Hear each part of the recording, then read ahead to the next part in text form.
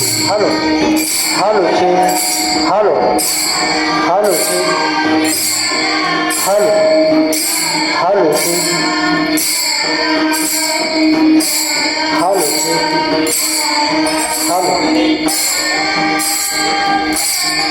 halo, halo cek, halo, halo cek, halo cek, halo.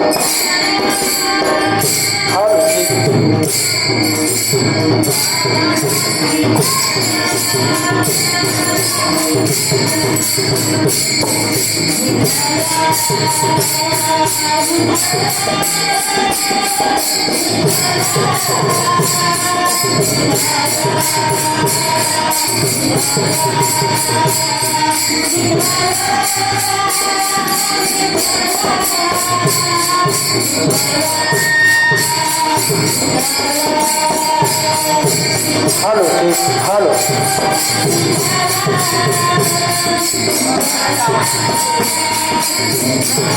पुंडलिका वरदे हरि विठ्ठल देव तुकाराम पंढरीनाथ भगवान की जय मौली ज्ञानेश्वर महाराज की जगद्गुरु श्री संत तुकाराम महाराज की विश्व मौली ज्ञानेश्वर महाराज की भगवान रामकृष्ण मौली बाबा की अवधूत चिंतन श्री गुरुदेव दत्त भगवान विठ्ठला विठ्ठला विठ्ठला विठ्ठला विठ्ठला विठ्ठला यातले दिन एकटा टाका श्री गुरु सारिका असता पाठी राखा जास्त इतरांचा लेखा कोण करे राजयाची कांता काय भीक मागे वा मनाची आजोगे सिद्धी पावे वा कल्पतरू तळवटी जो कोणी बैसला काय बानू त्याला सांगा जोजी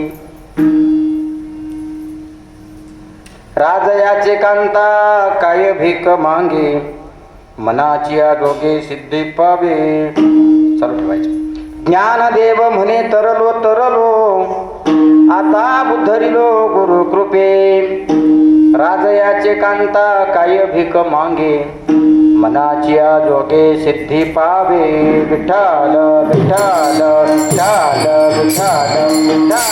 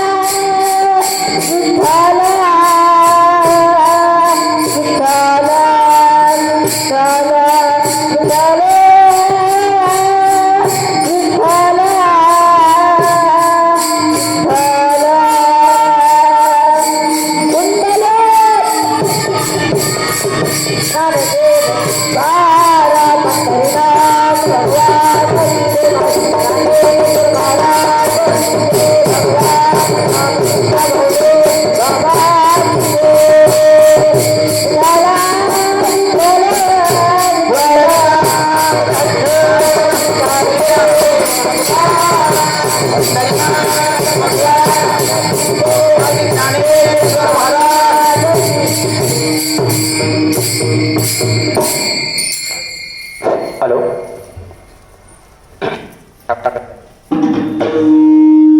श्री गुरु सारिखा असता पाठी राखा, इतरांचा लेखा कोण करी.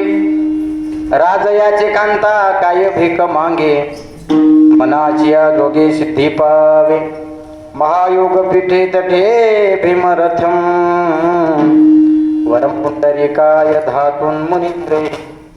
समागत्य तिष्ठन्तमानन्दकन्दं, परब्रह्मलिंगं भजे पांडुरंगम.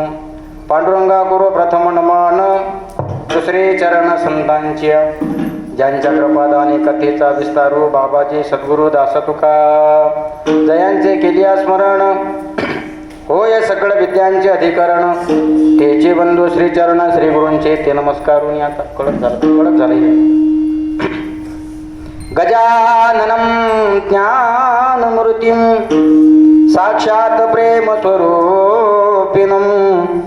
गौरीशंकर दयामूर्तिं, भास्करं वंदे पुनः. ज्ञानेषु भगवान विष्णु, निवृत्तीर भगवान हरः. सोपान भगवान ब्रह्मा, मुक्ताख्या ब्रह्मचित्तला. सती रंभा जयाची माता से हो, आकारा मनामे पिता बसे हो. श्रीसोली गावी अवतार धरिला, नमस्कार माझा मुनी प्रभूला. विठाल विठाल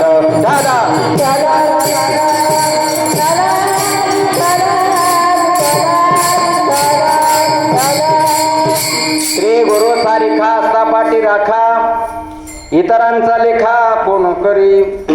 राजयाचे कांता काय भीक मागे, मनाची जोगे सिद्धी पावे. हॅलो. लो महाराज, एक कडक जास्त झालं. कडक झालं, हे कमी करा.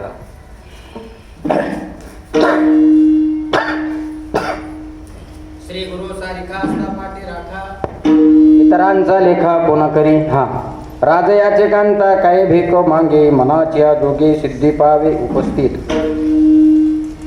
प्रस्तुत प्राप्त प्रसंगी प्राप्तस्थळी निरोपणा करता निवडलेला अभंग विश्वमाऊली ज्ञानोबा यांच्या हरिपाठाच्या शेवटी गायला जाणारा संत ज्ञानेश्वर महाराज यांचा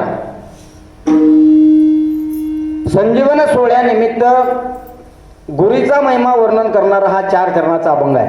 आवाज थोडा कमी राहू द्या. अभंग 4 चरणाचा आहे. विश्वमाऊली ज्ञानेश्वर महाराज श्री गुरूंचा कृपा आशीर्वाद आपल्या पाठीशी असताना आम्हाला कुठल्याच प्रकारची कमतरता भासत नाही, भासणार नाही, याची शाश्वत या अभंगाच्या माध्यमातून गॅरंटी देत आहेत. विठाला विठाला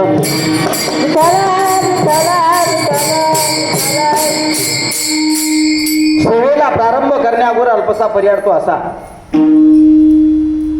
अखिल कोट ब्रह्मांड नायक विश्वमाऊली ज्ञानोबा आहे. मुक्त तेजोनिजी कैवल्य सम्राट, ज्ञानियांचे राजे, साधकांचे मायबाप, आळंदी निवासी संत ज्ञानेश्वर महाराज यांच्या सप्तशतकोत्तर संजीवनी संवादी सोहळ्यानिमित्त आपण सगळेजण एकत्रित आलो आहोत.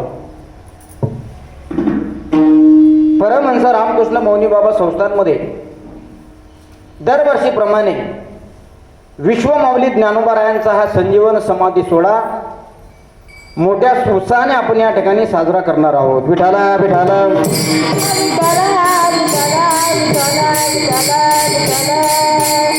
म्हणून दरवर्षी आपण बाबांच्या आपल्या संस्थांमध्ये हा कार्यक्रम अतिशय आनंदाने उत्साहात पार पाडत असतो. यावर्षी सुद्धा आपल्याला हा कार्यक्रम कीर्तनाच्या माध्यमातून पार पाडायचा आहे.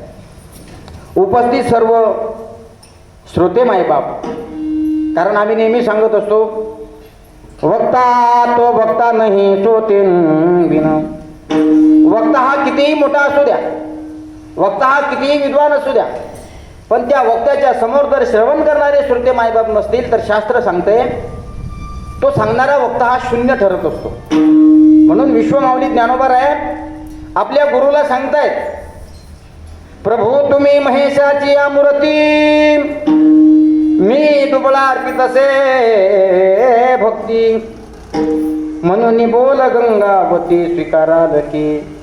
खाली बसणाऱ्या श्रोत्यांना प्रभू महेशाची मूर्ती म्हणजे भगवान भोलेनाथाचे अवतार मानले जाते आणि असं संबोधलं. म्हणून आज आपण श्रवण करणारे सर्व श्रोते मायबाप, आपल्यावर नितांत प्रेम करणारे आपल्या मौनी बाबांचे सन्माननीय अध्यक्ष, संस्थानचे अध्यक्ष आदरणीय सुरेश भाऊ सावजे भाऊ सुद्धा या ठिकाणी उपस्थित आहेत. म्हणून सर्वांच्या चरणावर या ठिकाणी एक नमस्कार सर्वांच्या चरणावर करतो आणि सेवेला सुरुवात. विठाला विठाला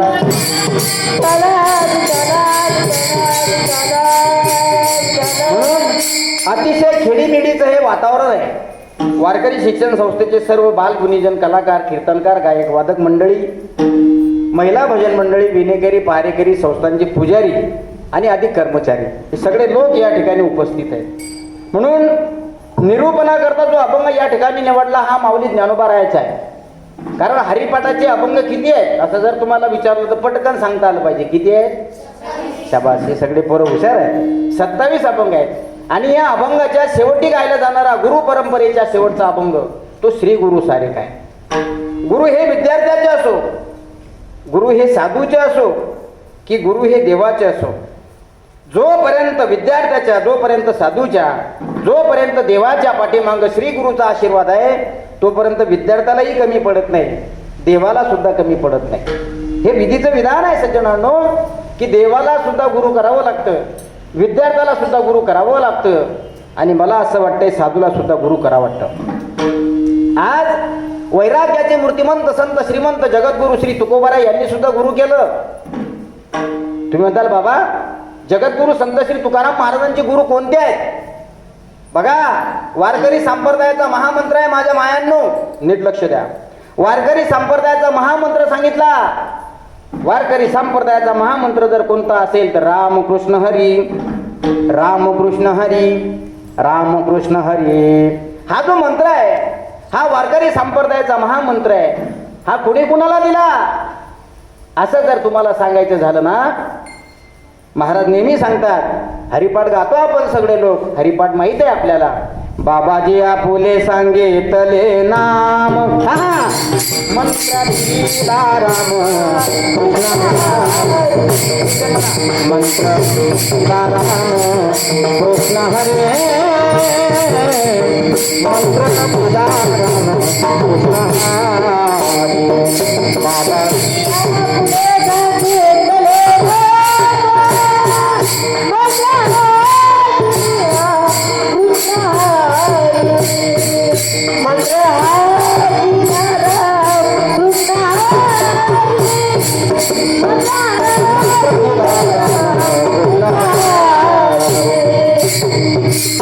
अतिशय सुंदर प्रमाण दिलं. बाबाजी आपुले सांगितले नाम, मंत्र दिला राम कृष्ण हरी. हा उघडा मंत्र आहे. तुमच्या सगळ्यांच्या माहिती करता संत हे उघडा मंत्र देत असतात आणि जे कान मंत्र देत असतात ना ते साधू आणि संत नसतात. या कष्टकरी कलियुगामध्ये संप्रदाय अनेक आहेत, धर्म सुद्धा अनेक आहेत, पण हिंदू धर्मासारखा श्रेष्ठ धर्म नाही. नीट ऐका, हिंदू धर्मासारखा श्रेष्ठ धर्म नाही, भगवद्गीतेसारखा श्रेष्ठ ग्रंथ नाही आणि वारकरी संप्रदायासारखा पंथ नाही. वारकरी संप्रदाय जगाच्या पाठीवर श्रेष्ठ संप्रदाय मानला जातो. का मानला जातो? कारण आमच्या साधू संतांनी या समाजाला उघडा मंत्र दिलेला आहे, कान मंत्र नाही. म्हणून उघडा मंत्र जाणा, रामकृष्ण हरी म्हणा. संत महात्मे म्हणतात हा उघडा मंत्र आहे, याची जाणीव घ्या. आणि असा असणारा उघडा मंत्र जगद्गुरु श्री तुकोबाला बाबाजी चैतन्याने दिलं. म्हणून आज नगर जिल्ह्याच्या आळे फाट्याला ओतूर गावामध्ये, नगर जिल्ह्याच्या ओतूर गावामध्ये बाबाजी चैतन्याची समाधी आहे. आम्ही त्या ठिकाणी कीर्तन करून आलो. अहमदनगर जिल्ह्यामध्ये अतिशय सुंदर छोटंसं देवस्थान आहे. तिथे जगद्गुरु श्री तुकाराम महाराजांच्या गुरूंची समाधी आहे आणि त्याच्याच बाजूला कल्याण मुंबई मार्गाने जात असताना एक आडेफाटा म्हणून लागतो. तिथं विश्वमौली ज्ञानेश्वर महाराजांनी ज्या रेड्याच्या मस्तकावर हात ठेवला आणि ज्या रेड्याच्या मुखातून वेद बोलून घेतले, त्या रेड्याची समाधी आहे. त्या रेड्याला म्हणतात ज्ञाना. विठाला विठाला विठाला.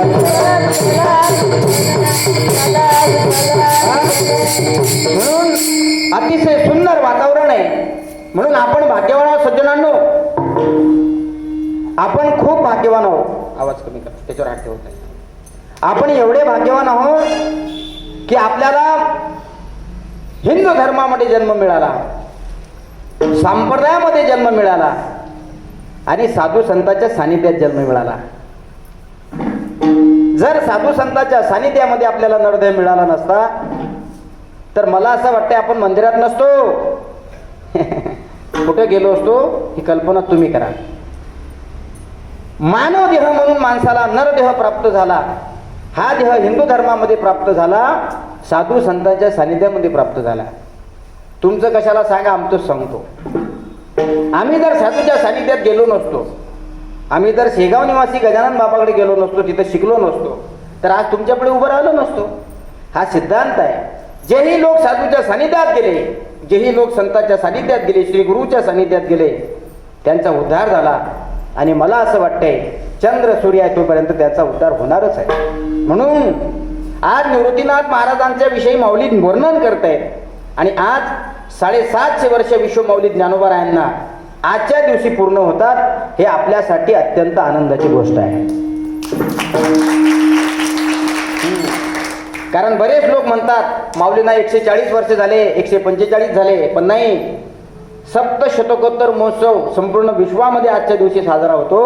म्हणजे आजच्या दिवशी ज्ञानेश्वर महाराजांना संजीवन समाधी घेऊन बरोबर 750 पूर्ण होतात. आणि या इतिहासाचे साक्षीदार आपण सगळे लोक आहोत. याच्यासाठी सुद्धा भाग्य लागतं. म्हणून संतांनी सांगितलंय, तुका मने भाग्य या नाव्या मनी जे संसारी जमी जे त्याची धन्य. तिकडे थाप मारायची, इथं चाट मारायची. चाट अंगी असं विठाला विठाला.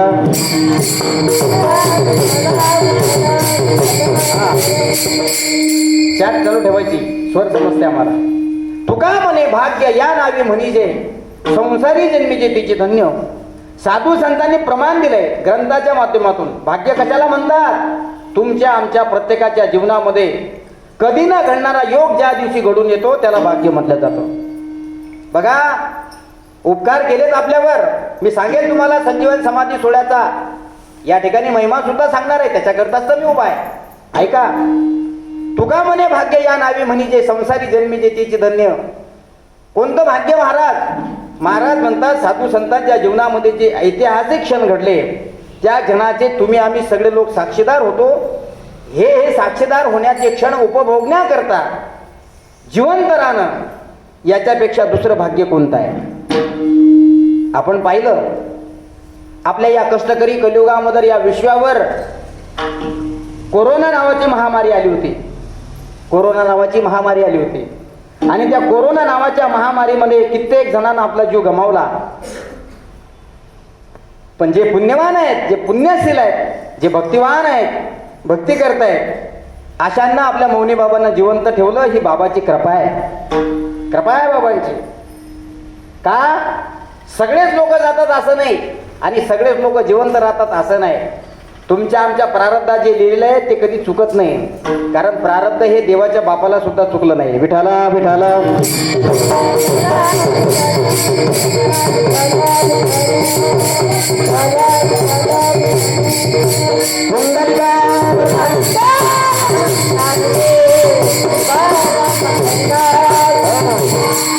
प्रारब्ध हे कधी कोणाच्या बापाला चुकलं नाही आणि ते चुकणार सुद्धा नाही.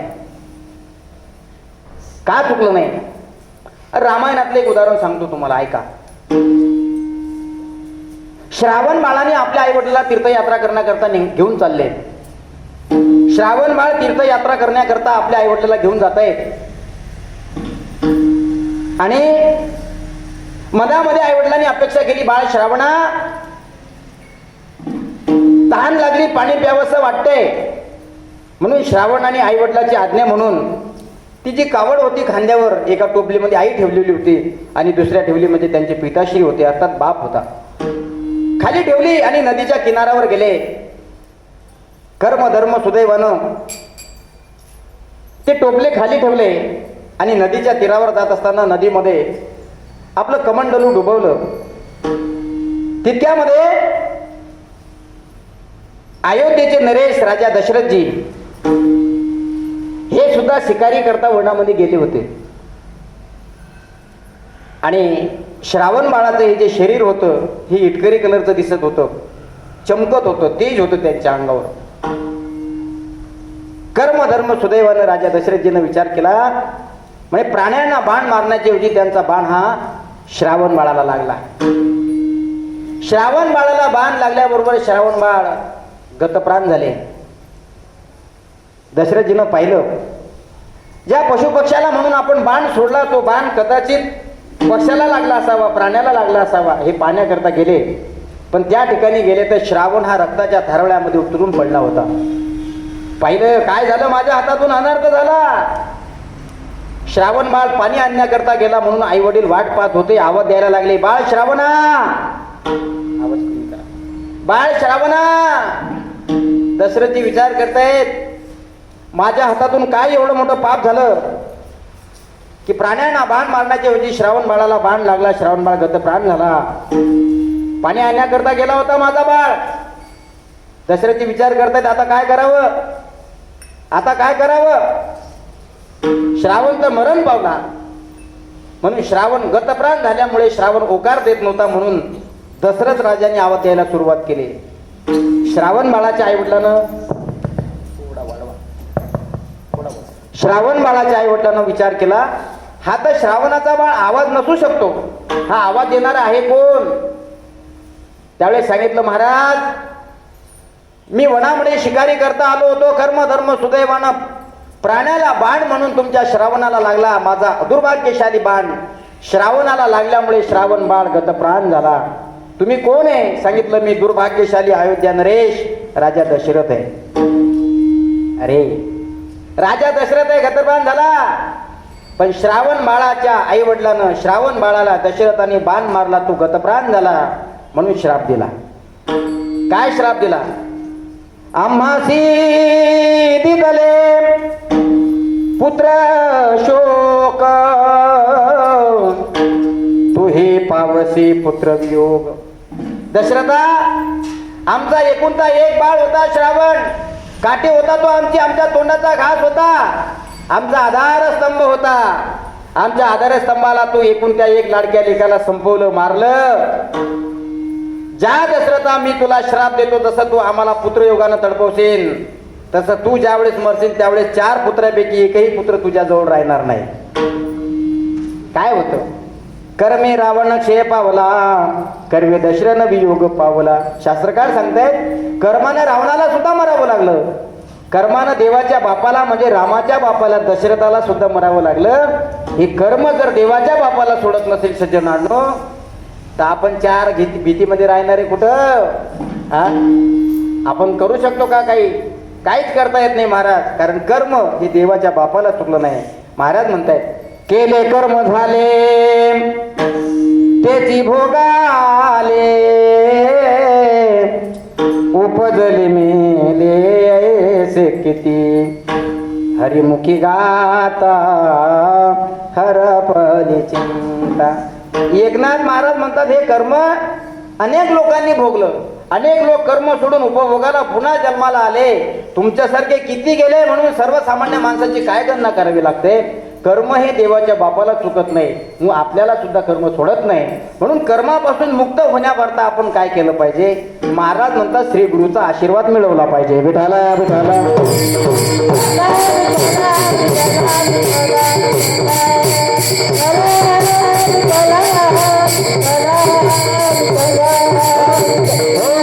म्हणून विश्वमाऊली ज्ञानेश्वर महाराजांचा संजीवन समाधी सोहळा आहे. विश्वमाऊली ज्ञानेश्वर महाराज आजच्या दिवशी संजीवन समाधी घेत आहे. 22व्या वर्षी विश्वमौली ज्ञानेश्वर महाराज जगाचा निरोप घेऊन संजीवन समाधी घेत आहेत. आजच्या दिवशी 750 वर्ष पूर्ण कंप्लीट होत आहेत. आपण भाग्यवान आहे महाराज. हे 750 वर्ष आपल्याला अनुभवायला भेटले. भाग्यवान आहे आपण. आपल्याला आपल्या देवाने जिवंत ठेवलं. हे असे क्षण जीवनामध्ये मिळण्याकरता अहो भाग्य लागतं. अहो भाग्य. म्हणून माऊली ज्ञानोबा म्हणतात, माझी इच्छा आहे संजीवन समाधी घेण्याची. कृष्ण पक्ष दशमी, कृष्ण पक्ष एकादश आणि कृष्ण पक्ष द्वादश हे 3 दिवस अत्यंत महत्वाचे आहेत या लोकांच्या जीवनातले.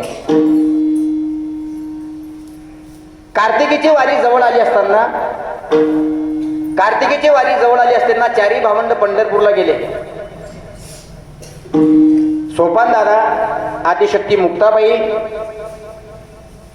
ज्ञानेश्वर महाराज ही सगळी मंडळी पंढरपूरला गेली कार्तिकीच्या वारी करता. आणि कार्तिकीच्या वारीला गेल्यानंतर तो जनसमुदाय पाहिला. महाराष्ट्राच्या, विश्वाच्या, जगाच्या कानेकोपऱ्यातून सगळे लोक त्या ठिकाणी दर्शनाकरता गेले होते.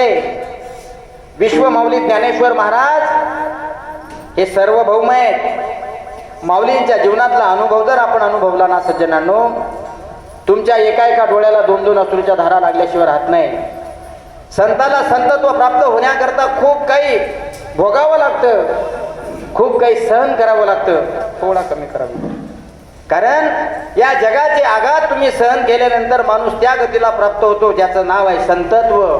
किती त्रास भोगला या संतांनी, खूप त्रास भोगला या संतांनी. म्हणून त्यांचं नाव संत आहे. कसं? तेची संत, तेची संत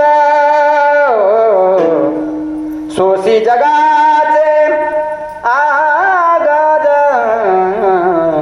तेची संत, तेची संत. कोणाला संत म्हटलं?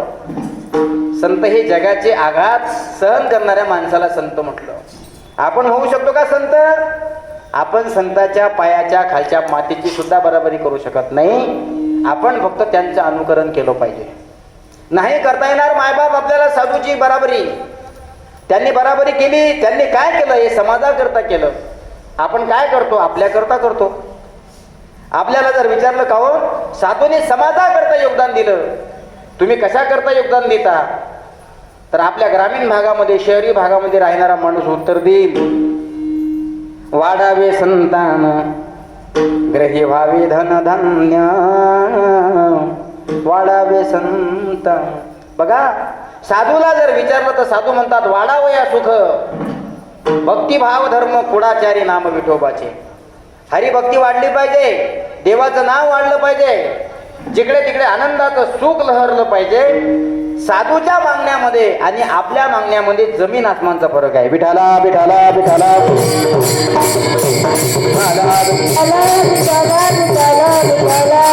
म्हणून विश्वमौली ज्ञानेश्वर महाराज या अभंगाच्या माध्यमातून सांगतात, माझ्यावर माझ्या श्रीगुरूची कृपा आहे. आणि ज्यांच्यावर श्री गुरुची कृपा असते ना, श्री गुरुच्या कृपापात्र शिष्याला आयुष्यात काहीच कमी पडत नाही. ही गुरुची ताकद आहे. म्हणून सेवा केली पाहिजे ना. आपण करत नाही सेवा. साधूची सेवा करा, संताची सेवा करा. कारण सर्वांगानं केलेली सेवा साधूची जरी केली तरी ती देवाला पावन होत असते. पुरावे देतात संत. तुका म्हणे सेवा त्यांची केल्या पावे देवा. तुम्ही सेवा साधू म्हणून करा, संत म्हणून करा. ती सेवा सेवा ठरत नाही, तो देवाच्या चरणावर दिलेला प्रसाद ठरत असतो. म्हणून श्री गुरुची सेवा ही केली पाहिजे. आम्ही केली म्हणून येत आहे. विठाला विठाला.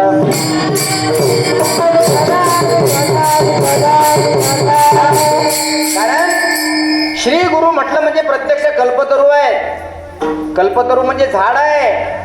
ते काही येड्या बाबडीचं झाड दिसतं का तुम्हाला? ते काही निंबाचं झाड आहे का? नाही, त्याला कल्पतरू असं म्हणतात. आणि कल्पतरूच्या झाडाखाली तुम्ही बसले असताना तोंडाने इच्छा व्यक्त करू नका, मनातली इच्छा व्यक्त करा. ते कल्पतरूचं झाड तुमची इच्छा पूर्ण केल्याशिवाय राहणार नाही. ही ताकद त्या झाडात आहे. मोकळ्या वाजवायच्या असल्या तर मी काही म्हणा नाही म्हणणार. माझी मनही नाही तुम्हाला, कारण एक दोन वाटली का मला असं वाटतं तुम्ही मासे मारू आले का काय. हा एकाने दोन टाळी वाजली मला असं वाटतं तुम्ही मासे मारता, आणि टाळ्या वाजवायच्या कडकड आवाज आला पाहिजे. मनातली इच्छा त्या वृक्षाच्या झाडाखाली बसल्यानंतर पूर्ण होते. त्या झाडाला कल्पवृक्ष म्हणतात. आणि या अभंगात तर सांगतात ना, कल्पतरू तळवटी. जो कोणी एकाकडे किंवा दोघाकडे किंवा जनतेकडे बोट दाखवलं नाही, प्रत्येक माणूस जो येईल तो कल्पतरू तळवटी जो कोणी बैसला. काही माणूस त्याला सांगत होती. म्हणून कल्पतरूच्या झाडाखाली बसल्यानंतर तुमच्या मनातली प्रत्येक इच्छा पूर्ण होते. तसं विश्व माऊली ज्ञानोबराय म्हणतात, माझे श्रीगुरु हे प्रत्यक्ष कल्पतरू आहेत, कल्पतरूच्या झाडाप्रमाणे आहेत, आणि माझ्या मनातली इच्छा ते पूर्ण करतायत, याचा मला आनंद आहे, आनंद आहे. म्हणून कल्पतरूचं झाड कशी इच्छा पूर्ण करते मी सांगतो तुम्हाला. एक दृष्टांत सांगतो, ऐका. उन्हाळ्याचे दिवस होते. उन्हाळ्याच्या दिवसामध्ये एक गरीब माणूस मोडी आणून विकायचा. रानातली मोडी आणल्यानंतर तो विकायचा, आणि ती मोडी विकल्यानंतर आपला घर प्रपंच चालवायचा. कर्मधर्म सुदैवानं त्या काळात काही चांगली व्यवस्था नव्हती. द्रव्य कमावण्याची चांगली व्यवस्था नसल्यामुळे त्याला दररोज रानामध्ये जावं लागायचं. एक दिवस असा झाला, महाराज रानात गेला तो. दररोज अलीकडच्या काठावर असतो, आज पलीकडच्या काठावर गेला, म्हणजे दूर गेला. उन्हाळ्याचे दिवस होते. मे महिन्यात जेवढं कडक ऊन तपतं तसं ऊन होतं. आणि अशा मे महिन्याच्या उन्हामध्ये 12 ते 1 ची वेळ होती. पलीकडच्या काठावर गेलेला सदग्रस्त डोक्यावर मोडीचा भारा, काड्याचा भारा घेऊन येतो. ताण लागली बिचाराला, पाण्याची व्यवस्था नाही, पोटामध्ये भूक आहे पण खाण्याची व्यवस्था नाही, शरीरामध्ये झोप आहे पण झोपण्याची व्यवस्था नाही. मनामध्ये कल्पना करू लागला, देवा काय जीवन असतं हो एखाद्याचं. श्रीमंत माणसं एसी मध्ये बसेल असतात, गरीब माणसाला झाड सुद्धा सुखानं बसू देत नाही. हे ज्याचं त्याचं प्रारब्ध आहे. कारण प्रारब्धाची जोडे धन, प्रारब्धाची वाढे मान. प्रारब्धानं लोक तुम्हाला सलाम करत असतात, आणि प्रारब्धानं तुमच्या खाली बसण्यासाठी गाडी येत असते, 4 व्हीलर.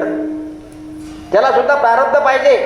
प्रारब्ध असेल तर गाडी येऊ शकते, आणि प्रारब्ध असेल तर लोक नमस्कार करत असतात. जे आमच्या तुकाराम महाराज आमच्या करत होते. तुकोबाचं प्रारब्ध होतं, तुकया घरी काळ गुलाम सलाम करी. गुलाम होता तुकाराम महाराजचा काळ. जो यम आहे ना, यम आपण मेल्यानंतर आपल्याला नेण्यासाठी येतो, तुकोबाने असं धरून ठेवलं होतं त्याला. चल बस इथंच. आम्ही ज्यावेळेस सांगू त्यावेळेस वळवळ करायचं, तसं वळवळ करायचं नाही. का? कितकी ताकद असते संतांमध्ये. आपल्या तर तोंडातून वारं कुकून निघून जाते माहीत नाही पडत. हा, आपल्या कानातून वारं जाते, कोणाच्या डोळ्यातून वारं जाते, कोणाचं तोंडच असते. लोक चर्चा करतात डोळे उघडे म्हणजे जीव डोळ्यातून गेला पाहिजे. काही लोकांचं तोंड उघडं असते, लोक म्हणतात तोंडातून जीव गेला पाहिजे. काही लोकांचे हात वाकडे असतात, हातातून जीव गेला पाहिजे. आपला कोणीकडून जीव जातो, आपल्याला हे समजत नाही. पण जो नेणारा असतो, तुकोबाने त्याची गच्ची पकडून ठेवली. तुकया घरी काळ गुलाम सलाम करी. गुलाम बनवलं त्याला, आणि सलाम करायचा तो. तुकोबा उठले की जय हरी महाराज, तू करायचा जय हरी जय हरी. हा, ताकद होती, तितकी योग्यता होती. आपल्याला तर माणसाला जय हरी करत नाही. माणसाचा आणि साधूचा जमीन आसमानचा फरक आहे. त्याच्याकरता तितकी योग्यता मिळवावी लागते. कीर्तन करणं म्हणजे तुम्हाला काय सोपे वाटलं का? पण करून पहा, आल्याशिवाय राहणार नाही. विठाला विठाला विठाला.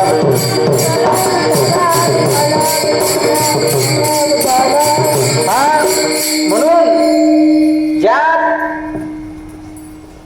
ज्या तुकोबाने काळाला सुद्धा गुलाम बनवलं, आपण त्याच्यावर मात करू शकतो प्रभू प्रेमाने. आपण त्याच्यावर मात करू शकतो प्रभूच्या नामाने. विश्वमाऊली ज्ञानेश्वर महाराज वयाचे 18 वर्षाचे आहे. किती वर्षाचे? 18 वर्षाचे. 18 वर्षामध्ये ज्ञानेश्वरी सारखं काव्य तयार करणं हे अद्यापही कोणाला जमलं नाही, जमत नाही, आणि चंद्र सूर्य तोपर्यंत जमणार नाही. 16व्या वर्षी विश्वमाऊली ज्ञानेश्वर महाराजांनी ज्ञानेश्वरी सारखा ग्रंथ लिहिला. आपल्या मुलामुलींना जर आपण विचारलं तर लोक म्हणतात 16वं वर्ष धोक्याचं. अरे बाबांनो, माऊलीचा आदर्श जर डोळ्यासमोर ठेवला तो 16वं वर्ष धोक्याचं नाही. आज 16व्या वर्षी विश्वमाऊली ज्ञानेश्वर महाराजांनी ज्ञानेश्वरी सारखा ग्रंथ लिहून ठेवला. म्हणून आमच्यासारखे तुमच्यासारखे लोक ज्ञानेश्वरी पारायण करतायत. ही ज्ञानेश्वर महाराजांची ताकद आहे. सोपी थोडीच आहे. आपण तर 16व्या वर्षी चॅटिंगवर असतो, आपण 16व्या वर्षी व्हॉट्सअपवर असतो, इंस्टावर असतो, फेसबुकवर असतो. आपण कशावर असतो हे आपलंच आपल्याला समजत नाही. कारण त्या काळात समर्पण होतं म्हणून विश्व माऊली ज्ञानोबा झाले. आताच्या काळात समर्पण नाही म्हणून आपण माणूस सुद्धा होत नाही. विठाला विठाला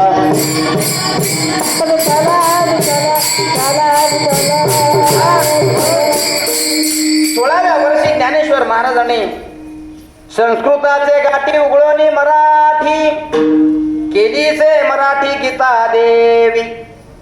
संस्कृत भाषा भगवंताने अर्जुनाला सांगितली. गीता कोणाला सांगितली? काकानं मामाला नाही, आत्यानं मावशीला नाही, लेकरानं बापाला नाही, आजीबानं नातूला नाही, कृष्णानं अर्जुनाला सांगितली. काही पुरावे आहेत का? आहेत महाराज पुरावे. आम्ही करत नाही. प्रमाण आहेत का? खूप प्रमाण आहेत. स्वमुखे आपण सांगितो श्री विष्णू श्री गीता हा प्रश्न अर्जुनेशी. स्वतःच्या तोंडानं भगवान विष्णूने अर्जुनाला सांगितले. अजून काही पुरावा आहे का? हो आहे. कोणता पुरावा आहे? धृतराष्ट्र उवाच धर्मक्षेत्रे कुरुक्षेत्रे समवेतायुस्तवहा मामका पांडवाचैव किम कुर्वत संजया. भगवंतानी धर्माचा जो रथ आहे कुरुक्षेत्रावर अर्जुनाचा रथ दोन्ही सैन्याच्या मधामध्ये उभा केला आणि तिथं गीता तत्वज्ञान सांगायला सुरुवात केली. स्वतःच्या तोंडानं सांगितलेलं ज्ञान त्याचं नाव आहे संस्कृत गीता. अशी संस्कृत गीता या जगामध्ये प्रकाशित व्हावी, समाजाला कळावी, याकरता काय केलं पाहिजे? लोकांना विचारलं. लोक म्हणू लागले महाराज ही संस्कृत आहे आम्हाला समजत नाही. आम्ही काय करा? संस्कृत भाषा समजत नाही.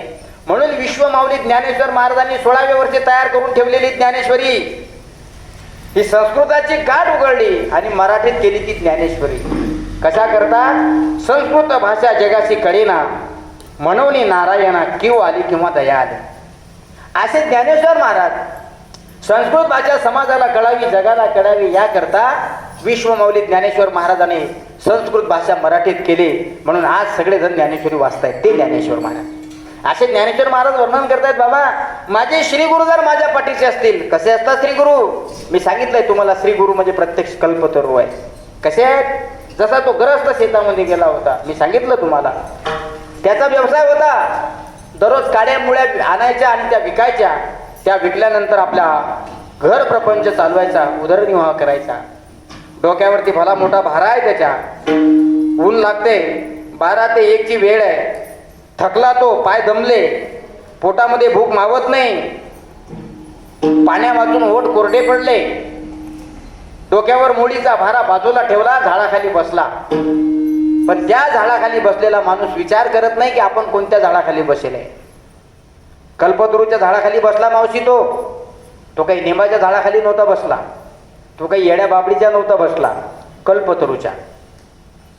ओठावर पाणी पाहिजे आणि पोटामध्ये भूक पाहिजे आणि झोपण्याकरता चांगला बिछाना पाहिजे. उन्हाळ्याच्या दिवसात थकला दमल्या असल्यामुळे ज्या झाडाखाली बसला, त्या झाडाखाली बसल्यानंतर त्यानं मनात इच्छा व्यक्त केली, अरे काय ऊन तपतंय, काय झाडाची दाट गरगट सावली आहे. एवढ्या मोठ्या शांत सावलीमध्ये मला जर फिल्टरचं पाणी भेटलं असतं तर फार चांगलं झालं असतं. काय कल्पना केली त्यानं तिथं? इकडे लक्ष द्या. तर झाडाखाली बसलो, पिण्याकरता फिल्टरचं पाणी जर मला भेटलं असतं तर फार चांगलं झालं असतं. आली ना फिल्टर बाटली, डबल फिल्टरची बाटली आली त्याच्या पुढे. पाणी घेतलं, पिलं, इकडं तिकडं पाहिलं, अरे एखादी मित्रांचं नाही आणून ठेवली. आजूबाजूला पाहतोय, म्हणजे हा चमत्कार झाला. म्हणे जाऊ द्या, जास्त गाणे म्हणायला पुरत नाही. दिली ना आता, भेटली ना, मग गटागटा पिऊन घ्या. पिऊन घेतली, तृप्तीचा ढेकर त्यानं दिला. पण पाणी पिलं म्हणून समाधान झाला नाही. म्हणे पोटामध्ये भूक आहे. जर पंचपक्वान्नाचं जेवण भेटलं असतं तर फार चांगलं झालं असतं. आलं ना ताट. श्री बालाजीचा बेत आला महाराज. श्री बालाजीचा बेत म्हणजे श्री म्हणजे श्रीखंड, ला म्हणजे लाडू, जी म्हणजे जिलेबी, बा म्हणजे बासुंदी. तोंडाला पाणी सुटू देऊ नका बरं. हा, तोंडाला पाणी सुटू देऊ नका. श्री बालाजीचा बेत आला. विचार केला नाही, जसं ताट दिसलं तसा सुटला तो. हा, जसं एखाद्या गुराढोरांनी चारा खावा तसा भिडला. जनावराप्रमाणे ताट स्वच्छ केलं, पण अजूनही विचार करत नाही. पाण्याची कल्पना केली, पाणी आलं. जेवणाची कल्पना केली, जेवण सुद्धा आलं. म्हणे आता जास्त जेवण झालं की झोप येते. झोप्यासाठी जर स्पंजची गादी आली तर फार चांगलं होईल म्हणे. पाणी मागितलं, पाणी आलं. जेवण मागितलं, जेवण आलं. आता झोपण्यासाठी आतरून बिछाना मागितला, आली ना मोठी गादी. हा, इकडे तिकडे पाहतोय, गादी आणली कोण, पलंग आणलं कोण, एवढं चांगलं नियोजन कोण केलं असेल. हा, विचार करू लागला. पण जाऊ द्या म्हणे, विचार केल्यापेक्षा आता दमलो, थोडं झोपून घ्या. झोपला. आता झोपल्यावर त्या पलंगावर अंग टाकलं, पण सुखानं काही अंग टाकलं जात नाही. डोक्यामध्ये विचार चालू झाले. पाणी मागितलं, पाणी आलं. जेवण मागितलं, जेवण आलं. बिछाना मागितला, बिछाना आला. अंग टाकलं, म्हणे आता कोणतरी हातपाय दाबायला जर आला तर फार चांगलं होईल. आले ना हातपाय दाबायले. म्हणे पाणी मागितलं, पाणी आलं. जेवण मागितलं, जेवण आलं. बिछाना मागितला, बिछाना आला. हातपाय दाबणारे मागितले, ते बी आले. एखादा भूत तर येणार नाही म्हणे गच्ची दाबायले. भूत सुद्धा आला आणि गच्ची सुद्धा दाबली, खलास करून टाकला. आपला दृष्टांत संपला. सिद्धांत काय लक्षात ठेवा. अरे ज्या झाडाखाली तू बसेलाय त्या झाडाखाली बसल्यानंतर तू जर म्हटलं असतं मला सोन्याचं महाल पाहिजे तर भेटलं असतं. ज्या झाडाखाली बसलेल्या त्या झाडाखाली बसून मनात जर इच्छा केली असती मला 4 व्हीलर गाडी पाहिजे तर ती उभी राहिली असती. मनात इच्छा केली असती मला करोड रुपये पाहिजे तर ते बी भेटले असते. पण मागितलं काय? खाणं पिणं. अज्ञानी माणसाला अजून कळत नाही. श्री गुरुच्या जवळ, आपले श्री गुरु आपल्या जवळ असताना आपण काय मागितलं पाहिजे. श्री गुरु जर जवळ असतील, आपण जर खाणं पाणी मागितलं तर आयुष्य खलास आहे. पण श्री गुरु जवळ असताना आपण जर ज्ञान मागितलं तर आयुष्यात कल्याण आहे. म्हणून कल्याण करायचं की आयुष्य उद्ध्वस्त करायचे आपण ठरवलं पाहिजे. विठाला विठाला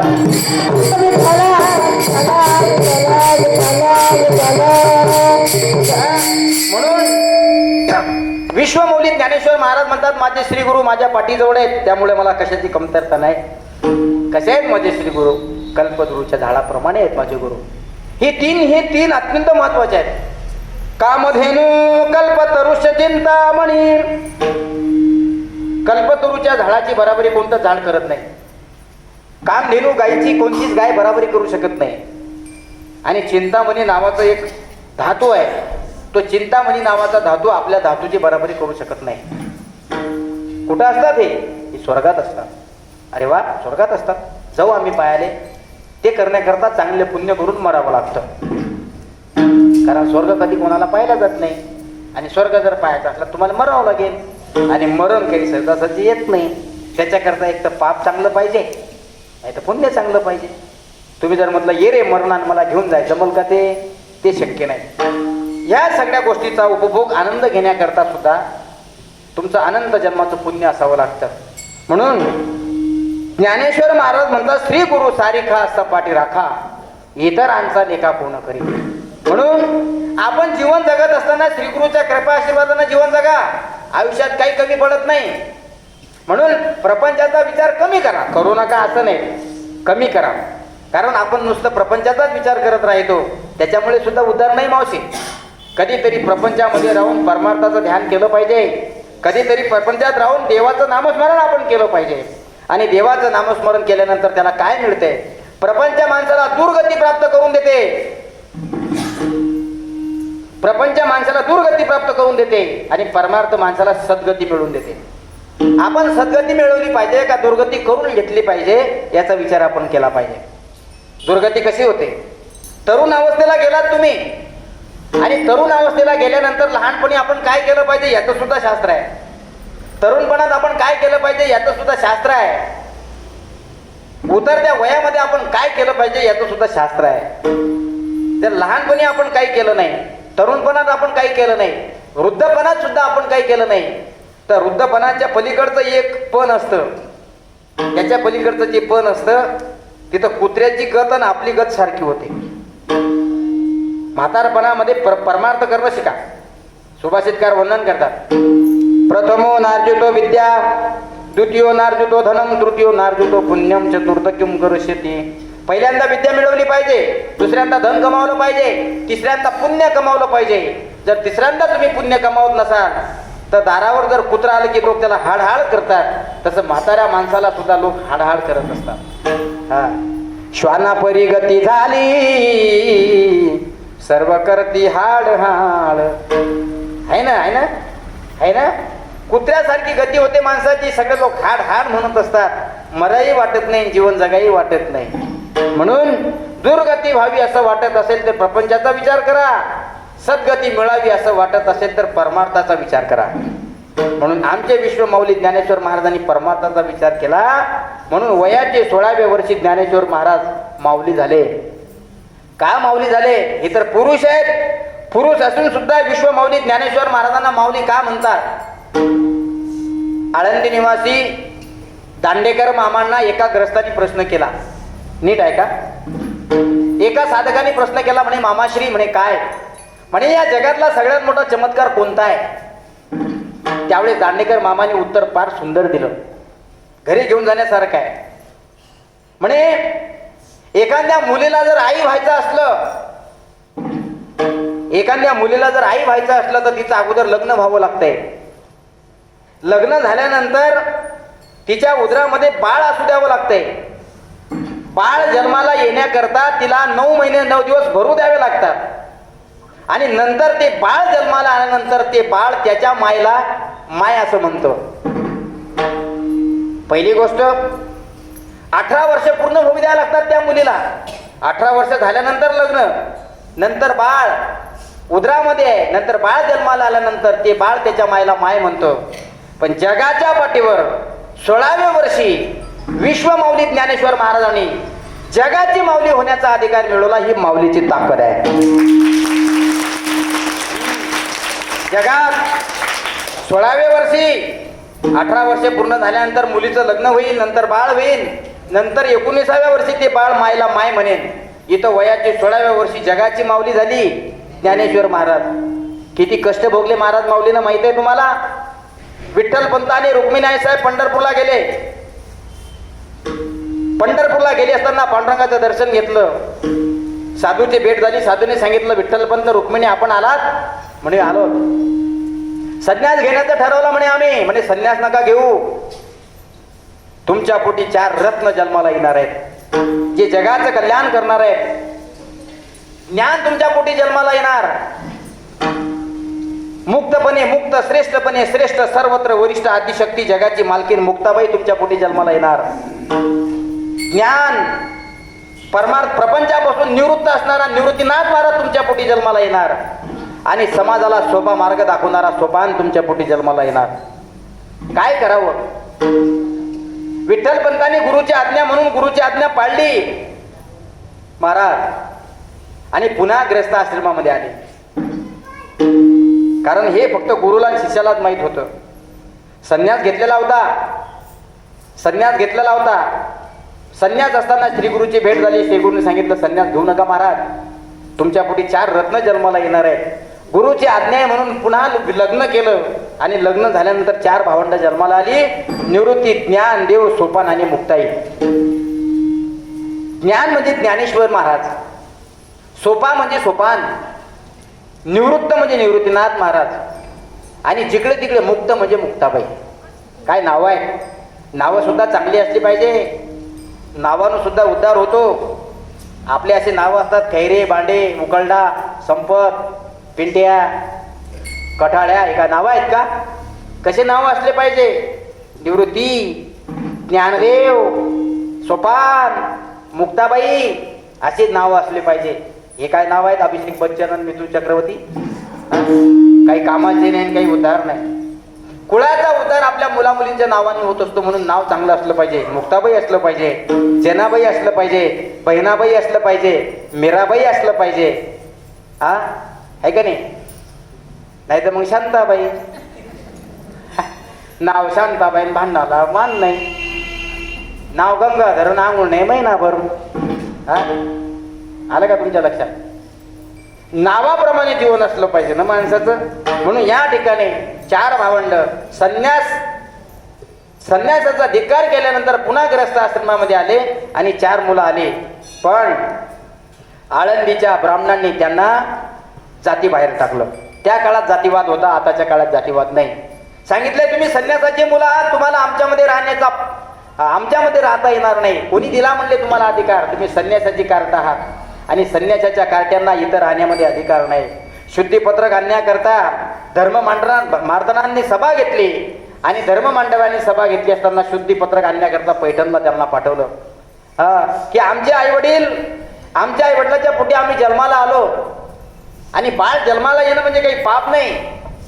जगातली सगळ्यात मोठी संपत्ती केव्हा मिळते माहीत आहे तुम्हाला? मायला ज्यावेळेस तिची कूच उजळते तेव्हा. एखाद्या स्त्रीला बाळ येऊ द्या, जगात जेवढा आनंद आहे तेवढा आनंद तिच्या जवळ असतो.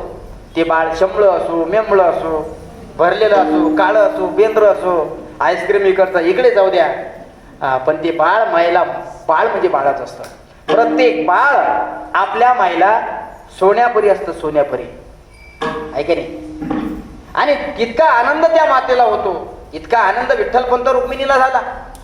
पण कर्म धर्म सुदैवानं धर्म मार्तंडाने सांगितलंय, तुम्ही संन्यासाची पोरं म्हणून जन्माला आलात, तुम्हाला आमच्यामध्ये जागा मिळणार नाही. आमच्यामध्ये जर तुम्हाला राहायचं असेल तर अगोदर तुम्हाला देहांत प्रायश्चित्त शिक्षा भोगावी लागेल. धर्म मांडपाने आज्ञा दिली, धर्म मार्तंडाने सांगितलंय तुम्हाला इथं राहता येणार नाही, मग देहांत प्रायश्चित्त म्हणजे जिवंतपणे जीवनयात्रा संपवावी लागेल. विठ्ठलपंत रुक्मिणी आई साहेब रडतायत. महाराज, श्री गुरुच्या आज्ञेवरून संन्यासातून आम्ही ग्रस्ताश्रम स्वीकारला आणि या ग्रस्ताश्रमामध्ये आल्यानंतर आमच्या पोटी 4 रत्न जन्माला आली. एक निवृत्ती आहे, दुसरा सोपान आहे, तिसरा ज्ञानदेव आहे आणि चौथी मुक्ताबाई आहे. आम्हाला तुम्ही त्रास दिला महाराज, पण आमच्या पोराबाळांना त्रास होता कामा नये. तुम्ही म्हणाल ती शिक्षा भोगायला आम्ही तयार आहे, पण आमच्या मुलांना तुमच्या जागा द्या महाराज. सांगत होते आम्ही तुम्हाला तुमच्या मुलाला जागा देऊ, पण अगोदर तुम्हाला संपावं लागेल. म्हणून अर्ध्या रात्री 4 भावंड झोपेल असताना विठ्ठलपंत आणि रुक्मिणी आईसाहेब देहांत प्रायश्चित्ताची शिक्षा भोगण्याकरता निघून जातात. घरामध्ये मोठं कोण आहे? घरामध्ये मोठं जर कोण असेल तो निवृत्ती आहे. आई वडील देहांताची प्रायश्चित्त भोगण्याकरता निघून गेले. त्यानंतर तिन्ही भावंडाचं मायबाप होण्याचं कर्तव्य माझ्या निवृत्तीनाथ महाराजांनी केलं. बघा, याच्यापासून काय सिद्धांत भेटतो? भावानी भावासोबत कसं राहिले पाहिजे हा सिद्धांत आहे. भावानं मायबाप मेल्यानंतर आपल्या बहिणीला भावाला कसं सांभाळलं पाहिजे हा सिद्धांत आहे. आपल्यात तसं नाही. आपले आई वडील निघून गेले की आपण लगेच हिशेवाटी करायला सुरुवात करतो. दादा माझा दे, अरे तुझ्या रक्ताचा भाऊ आहे ना तो, तुझ्या रक्ताची बहीण आहे ना ती. पण निवृत्तीनाथ महाराजांनी आई वडील निघून गेले असताना तिन्ही भावंडाचं माय आणि बाप होण्याचं काम केलं. याला संत म्हणतात. काय हाल झाले हो यांचे. धर्म मांडताना समाजातल्या लोकांनी खूप त्रास दिला या लोकांना. इतका त्रास दिला. कर्म धर्म सुदैवानं रात्री देहांत प्रायश्चित्त भोगण्याकरता आई वडील निघून गेले. निवृत्तीनाथ महाराज त्यांना पाहण्यासाठी बाहेर जात आहे.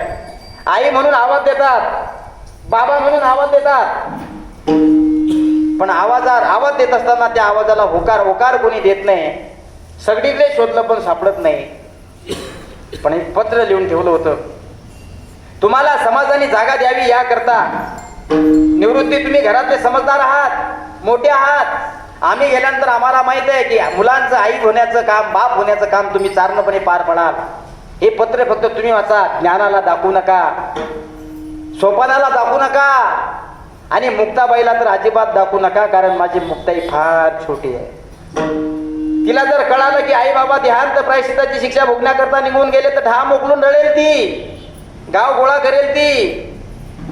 तिला सावरण्यासाठी कोणी शिल्लक राहणार नाही, कारण आई आणि बाप आजपासून दूर होते. निवृत्ती, तुला त्यांचं संगोपन करायचं आहे. निवृत्तीनाथ महाराजांनी स्वतःच्या देहावर दगड ठेवला. महाराज देहाचं दगडाचं काळीज बनवलं आणि आपल्या 3 भावंडांचं संगोपन करायला सुरुवात केली. किती त्रास दिला. आपल्याला जर असं वाटत असेल संत होणं फार सोपं आहे, माझ्या राजांनो, संत होणं म्हणणं फार सोपं आहे, पण संत होणं फार कठीण आहे. विठाला विठाला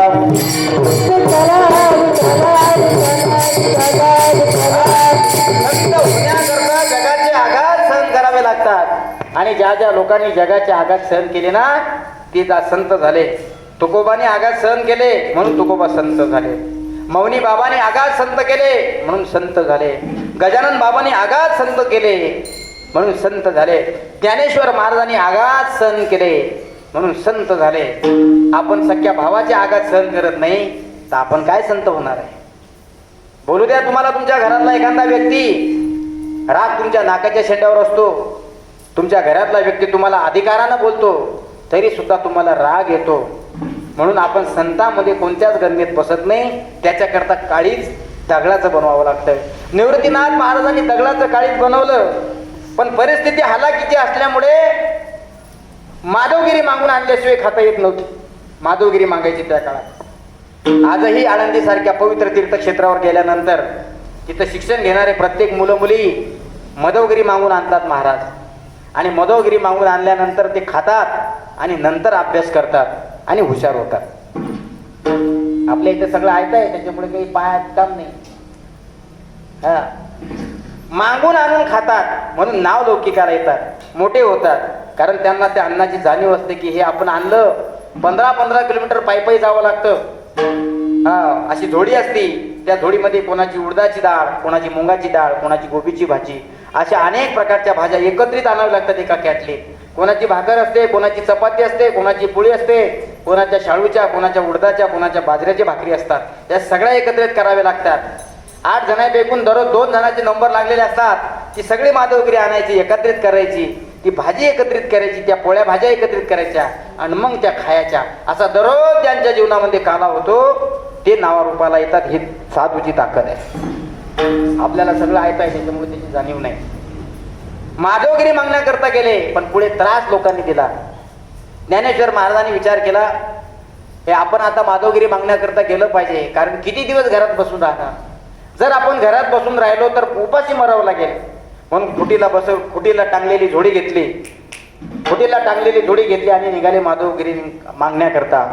माधवगिरी मागण्याला गेले, पण काही समाजकंटक लोकांनी त्यांना माधवगिरी तर दिलीच नाही, पण आजूबाजूला मागून आणलेली त्यांची सगळी सामग्री मातीमोल करून टाकली, सांडून टाकली. आणि सांडून टाकले असताना ती माधवगिरी मातीवर पडलेली आहे आणि ती पायानाशी तुडवली आणि महाराजांची झोडी फाडून टाकली. ज्ञानेश्वर महाराजांना थोडा क्रोध आला, जास्त नाही थोडा. जगाची माऊली आहे, जर रडत असतील तर अनर्थ होईल. कारण घरातल्या कर्त्या माणसाने कधी रडलं नाही पाहिजे. तुमची आई, तुमचा बाप मरू द्या आणि तुमच्या घरात एखादा समजदार व्यक्ती असू द्या, लोक त्या समजदार व्यक्तीला समजूत देत असतात. काका तुम्ही रडू नका, तुम्ही रडल्यानं बाकीच्याचं कसं होईल? तुम्ही जर असे थकले, तुम्ही जर असे खचले तर बाकीच्याचं काय होईल? म्हणून ते धीर देण्याचं काम करत असतात. तसं ज्ञानेश्वर महाराजांची झोडी फाडून टाकली, दिलेली सामग्री मातीमोल करून टाकली. त्यांना समजदार देण्याचं काम, समजूतदारपणा देण्याचं काम माझ्या 10 वर्षाच्या मुक्ताबाईने केलं.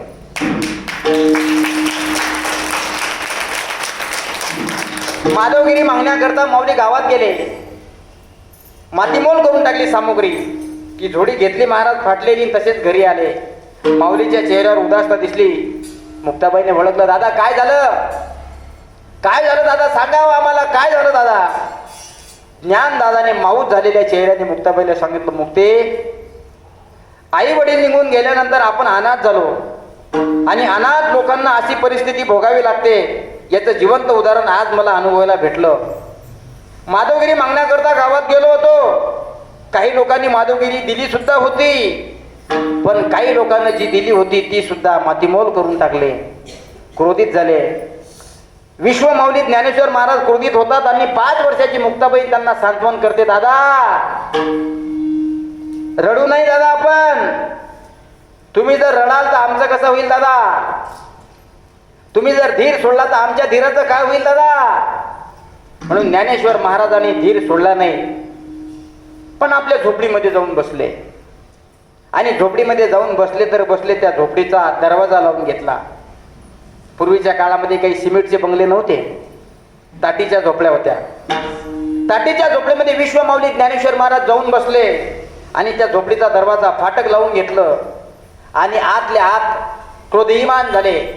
बाहेरून माझी मुक्ताबाई म्हणते, ज्या अर्थी ज्ञानदादा क्रोधानं आतमध्ये जाऊन बसले, त्या अर्थी गावात काहीतरी झालं पाहिजे.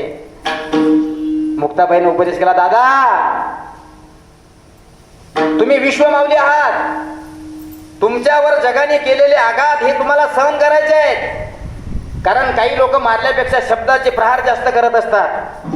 एखाद्याच्या गालात चापट मारलेली पुरली, पण एखाद्याला शिवी देणं नाही पुरली. म्हणे का? चापटीपेक्षा शिवीचे घाव फार खोल जात असतात.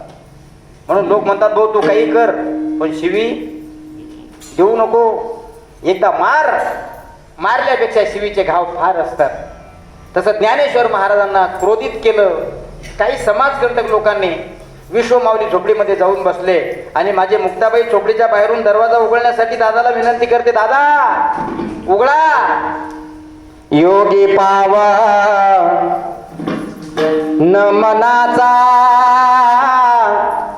योगी पावन मनाचा, साहे अपराध जनाचा. योगी पावन मनाचा, योगी पावन मनाचा. ज्ञानेश्वर महाराजांना 5 वर्षाच्या मुक्ताबाईने उपदेश करावा, दादा आपण योगी आहात. शब्द शस्त्रे झाले क्लेश, संती मानावा उपदेश. या समाजाने शब्दाचे शस्त्राने घाव तुमच्यावर केले असतील. माऊली तुम्ही समजदार आहात, माऊली तुम्ही संत आहात. ते शब्द शस्त्रासारखे वापरायचे नाहीत, तर वापरलेले शब्द हे उपदेश म्हणून समजून घ्यायचे. कोण करावा उपदेश? लहानशा मुक्ताबाईनं ज्ञानदादाला सांगावं. ज्या अर्थी एवढे मोठे ज्ञानी ज्ञानेश्वर महाराज आहेत, त्या ज्ञानी माणसाला सुद्धा एक मुक्ताबाई सांगते, मग मुक्ताबाईचा अधिकार किती? विठाला विठाला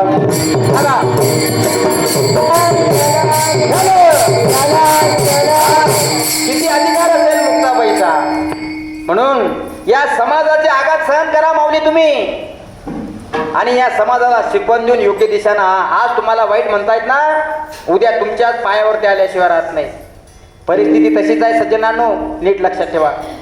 तुम्ही परिस्थितीला सामोर जा, एक दिवस तुमची परिस्थिती बदलल्याशिवाय राहणार नाही, ही ताकद आहे. एक वाक्य लक्षात ठेवा, वाक्य लक्षात ठेवा. सब्र कर बंदे, मुसीबत के दिन भी निकल जाएंगे. सब्र कर बंदे, मुसीबत के दिन भी निकल जाएंगे, और हंसी उड़ाने वालों के चेहरे एक दिन उतर जाएंगे.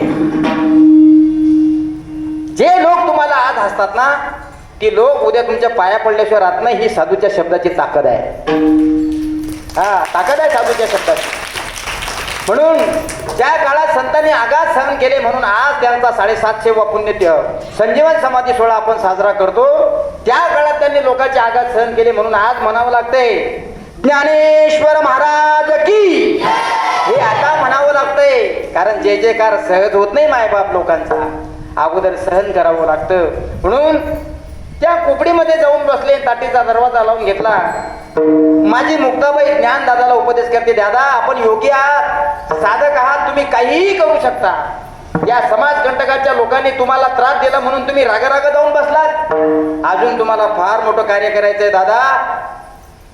ताटी उघडा ज्ञानेश्वरा, शब्द शस्त्रे झाले क्लेश. थोडा बिलकुल देत जा.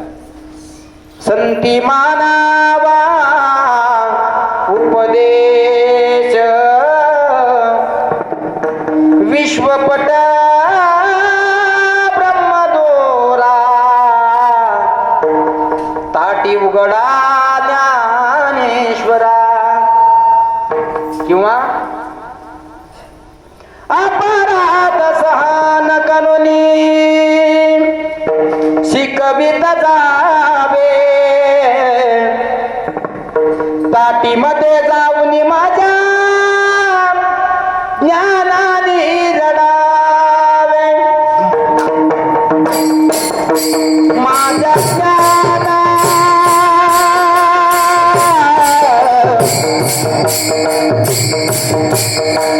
माझ्या ज्ञाना मागुली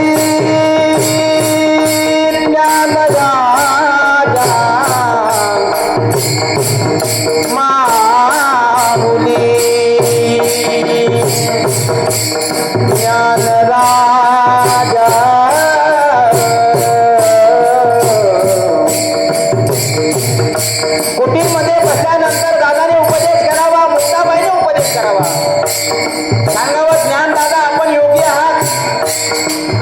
ज्ञानी आहात असा जर ज्ञानी माणूस आवाज आवाज असा जर ज्ञानी माणूस राग भरून बसला असेल तर समाजाने काय बोध घेतला पाहिजे. म्हणून अपराध सहन करुणी ती कविता गावे काठीमध्ये जाऊन माझ्या कानाने रडावे माझ्या दादा माझ्या दादा माझ्या दादा. अपराध सहन करुणी शिकवित जावे ताटीमध्ये जाऊन माझ्या दादानी रडावे. दादा तुम्ही जर ढाबं मोकळून रडत असाल दादा तर आमची सुद्धा सीमा पार होईल. दादा दरवाजा उघडा. दादा आपण योगी आहात, आपण साधक आहात, आपण ज्ञानी आहात. आधी ज्ञानी माणसानं असं वागणं बरं नव्हतं. दादा ताटी उघडा. मुक्ताबाईनं ज्ञानेश्वर महाराजांना झोपडीच्या बाहेरून उपदेश केला. ज्ञानेश्वर महाराजांना फक्त एकाच ऐकलं आणि ज्याचं ऐकलं ती मुक्ताबाई. कारण ज्ञान मुक्त असतं म्हणून ज्ञानाने फक्त मुक्त जीवन जगलं पाहिजे. ज्ञानानं मुक्ताचं ऐकलं पाहिजे. ज्ञान हे मुक्त राहिलं पाहिजे. म्हणून ज्ञानेश्वर महाराज कोणाचं ऐकतायत? मुक्ताबाईचं ऐकतायत. आणि नंतर विश्वमाऊली ज्ञानेश्वर महाराजांनी सांगितलं मुक्ताबाई मी गावात माधवगिरी मागण्याकरता गेलो होतो हे ठीक आहे पण त्या माधवगिरीच्या मागचा उद्देश एवढाच होता की मी आज सामग्री मागून आणेल. माझ्या निवृत्तीला पोळ्या करून खाऊ घालेल. मुक्ताबाईला पोळ्या करून खाऊ घालेल. सोपानाला सुद्धा पोळ्या करून खाऊ घालेल. तृप्तीचा ढेकर देतील. अन्न पाण्यानं तृप्तीचा ढेकर देतील. पण आज माझ्या झोडीतली मिळालेली सामग्री या समाजकंटकांनी मातीमोल करून टाकली. माझी मुक्ताबाई मी तुला काय खायला घालू याबद्दल मी आतमध्ये गेलो.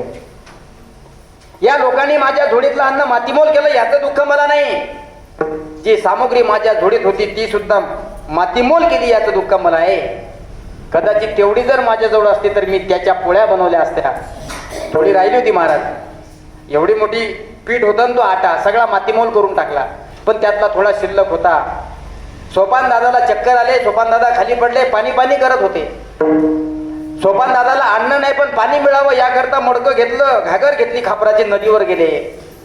नदीवर गेले पाणी घेतलं पण ते पाणी सुद्धा या लोकांनी त्यांना घेऊ दिलं नाही. तुम्हाला पाणी जर पाहिजे असेल तर शुद्धीपत्रक आणा त्यावेळेस आम्ही तुम्हाला आमच्यामध्ये घेऊ. मडकं फोडून टाकलं. पाणी सांडून टाकलं. पण ज्ञानेश्वर महाराजांना स्वतःचा रुमाल ओला केला आणि ओल्या रुमालामध्ये जेवढं पाणी साचलं जातं तेवढं पाणी आणलं. त्यातलं अर्ध पाणी सोपान दादाच्या तोंडात टाकलं आणि अर्ध्या पाण्यानं राहिलेली कणिक भिजवली. त्या कणकीच्या पोळ्या केल्या. पण मुक्ताबाई म्हणली दादा पोळ्या तयार आहे भाकरी तयार आहे भाजू कुठं? ज्ञान दादाला क्रोध इतका आला होता की ज्ञानेश्वर महाराजांनी स्वतःच्या क्रोधानं अग्नीसारखी स्वतःची पाठ लाल जरद केली आणि मुक्ताबाईला सांगितलं मुक्ते मांडे भाजून घे. जोपर्यंत पाठ गरम आहे तोपर्यंत मुक्ते मांडे भाजून घे. मुक्ताबाई सोपान दादा निवृत्तीनाथ महाराज हा चमत्कार पाहतायत. ज्ञानेश्वर महाराज टोंगळ्यावर झाले. मुक्ताबाईनं त्यांच्या पाठीवर मांडे भाजले आणि ज्या लोकांनी ज्ञानेश्वर महाराजांना त्रास दिला ना ते लोक खिडकीतून पाहतायत. सांगितलं मुक्ते हे मांड तुझ्या करता नाही. हे मांड पहिले त्रास देणाराला दे. याला संत म्हणतात. ज्याने आपल्याला त्रास द्यावा त्याला सगळ्यात अगोदर पोळी तयार करून द्यावी. ज्याने आपल्याला काठीनं मारावं त्याचे हात दाबून देण्याकरता जावं. ज्या लोकांनी उसाने मारावं त्या लोकांना उसाचा रस काढून पाजावा. हे संत आहे. यांचं जीवन आणि आपलं जीवन जमीन आसमानचा फरक आहे. म्हणून यांचं अनुकरण जीवनामध्ये उतरवा. आयुष्यात तुम्हाला काही कमी पडल्याशिवाय राहणार नाही. ही साधूच्या जीवनाची ताकद आहे. ताकद आहे. तसं जीवन जगा. म्हणून काही कालांतरानं चमत्कार झाला पाहिजे आणि चमत्कार झाल्याशिवाय आम्ही नमस्कार करत नाही. हळूहळू लहानाचे मोठे होऊ लागले. लोकांनी विचार केला लहानाचे मोठे होऊ लागले पण जसे जसे मोठे होत होते तसा तसा लोकांचा त्रास सुद्धा वाढू लागला. आम्हाला तुमच्यात घ्या. शुद्धीपत्रक आणण्याकरता पैठणला आले. पैठणच्या ब्राह्मणांनी सांगितलं आम्ही तुम्हाला शुद्धीपत्रक देतो पण तो रेडा चालला म्हणे रेडा. हा, तुम्ही जसं वेदाच्या ऋचा आम्हाला म्हणून दाखवता, माणसं रेडाच्या वेदाच्या ऋचा म्हणते यात नवय नाही. तो रेडा चालला म्हणे रेडा. तुम्हाला जर आमच्यामध्ये घ्यावं असं तुम्हाला वाटत असेल ना, तर त्या रेड्याच्या मस्तकावर हात ठेवा आणि त्याला त्याच्याकडून वेद बोलून घ्या. ज्ञानेश्वर महाराज होते ते काय करू शकत नाही. करील ते काय नुही महाराज, परी पायी बीज शुद्धंगी. महिषी पुत्रा मुके बोलवणे श्रुती, चालविले भिंती बैसुनिया. नोहे हा सामान्य महिमा संतांचा, नैवेद्य हातीचा मूर्ती जेवी. महिषी पुत्रा मुके बोलविले श्रुती. पैठणच्या ब्राह्मणांनी सांगितले रेड्याच्या मस्तकातून वेद बोलून घे. विश्व माऊली ज्ञानेश्वर महाराजांनी देवाचा धावा केला. त्या रेड्याच्या मस्तकावर हात ठेवल्याबरोबर रेडा वेद बोलायला लागला. कोणता वेद? ऋग्वेद. कोणता वेद बोलला तो? ऋग्वेद, सामवेद, अथर्ववेद. हे 4 वेद आहेत. आयुर्वेद त्यातला ऋग्वेद सगळ्यात भारी वेद आहे. हा सगळ्यात भारी वेद. ज्ञानदेव म्हणे बोल रे ऋग्वेद, ओंकार हा शब्द पुरहिताचा. त्या रेड्याच्या मस्तकावर हात ठेवल्याबरोबर तो बोलू लागला, ओम पुरहिता अग्निशा अग्निमेळाय पूर्णाच पूर्णमिदम. बापरे, सगळे ब्राह्मण विचारात पडले. माणसं वेद म्हणते यात नवल नाही. प्रत्यक्ष म्हशीचा पोरगा म्हणजे रेडा वेद बोलतो, हा चमत्कार आहे. हा पहिला चमत्कार धर्म मार्तंडाच्या समोर विश्व माऊली ज्ञानेश्वर महाराजांनी करून दिला. जे लोक माऊलीचं मडकं फोडत होते, जे लोक माऊलीचं पीठ सांडून टाकत होते, जे लोक माऊलीच्या अंगावर गारा उडवत होते, तेच लोक आज माऊलीच्या पायावर आलिंगन घालतायत. ही माऊलीचे चमत्कार आहेत. म्हणून श्री गुरु सारिका असता पाठी राखा, इतरांचा लेखा कोण करी. राज याची कांता काय भीक मागे, मनाची अधोगी सिद्धी पावे. काही कालांतरानं चमत्कार वाढू लागले. जिकडून तिकडून नमस्कार लोक करू लागले. कारण दिवस प्रत्येकाचे असतात, प्रत्येकाचे दिवस बदलत असतात. मी सांगितलंय, सब्र कर बंदे, मुसीबत के दिन भी निकल जाएंगे और हंसी उड़ानो वालों के चेहरे एक दिन उतर जाएंगे. जे लोक आपल्याला हसत असतात ते एक दिवस लोक आपल्या पायावर आलिंगन घालत असतात. साधूचं सुद्धा तसंच आहे. काही कालांतरानं मोठे होऊ लागले आणि विश्व माऊली ज्ञानेश्वर महाराज, निवृत्तीनाथ महाराज, सोपानदादा, आदिशक्ती मुक्ताबाई खूप मोठे झाले. यांनी यांच्या आयुष्यामध्ये खूप चमत्कार केले आणि सगळं जग जिंकण्याचा प्रयत्न या लोकांनी केला. विश्व माऊली ज्ञानेश्वर महाराजांनी अमृतानुभव सारखा ग्रंथ लिहिला. छोटासा 27 अभंगाचा ग्रंथ आहे हरिपाठ, तो सुद्धा ज्ञानेश्वर महाराजांनी लिहिला. आणि एवढं मोठं पसायदान विश्व माऊलीने लिहिलं आणि एवढी मोठी ज्ञानेश्वरी सुद्धा विश्व माऊलीने आपल्या समोर हजर केली. आज त्या ज्ञानेश्वर महाराजांना जगाचे आघात सहन केले, पण आपल्याला ज्ञानेश्वरी वाचून जे समाधान भेटते, हे समाधान पैशानं विकत भेटत नाही. त्याच्या पाठीमागचा संघर्ष आहे, त्याच्या पाठीमागचा फार मोठा त्रास आहे. आणि ज्या ज्या लोकांनी त्रास सहन केला ना, त्याच लोकांचे ग्रंथ आज सिद्धीमध्ये आहे. तुकोबाचा अभंग गाथा आहे, विश्वमाऊली ज्ञानेश्वर महाराजांचा हरिपाठ, अमृतानुभव, ज्ञानेश्वरी पसायदान आज समाजामध्ये प्रसिद्ध आहे. याच्या पाठीमागं फार मोठा संघर्ष आहे. काही कालांतराने हे लोक पंढरपूरला गेले आणि विश्वमाऊली ज्ञानेश्वर महाराज पंढरपूरच्या पांडुरंग परमात्म्याला नमस्कार करता, देवा आम्ही कार्तिकी करता या ठिकाणी आलो, समाधी घेण्याची आमची इच्छा आहे. देवानी सांगितलं, अरे ज्ञाना, तुम्ही ज्ञानी आहात, तुम्ही समाधी आज नका घेऊ. मी तुम्हाला शब्द देतो, पंढरीच्या पांडुरंग परमात्मानी माऊलीला सांगावं, जसं कार्तिकीला भारताच्या कान्याकोपऱ्यातून पंढरपूरला पांडुरंगाच्या दर्शनासाठी लोक येतात, तसे ज्ञानेश्वर महाराज तुमच्या सुद्धा दर्शनासाठी भारताच्या कान्याकोपऱ्यातून लोक येतील.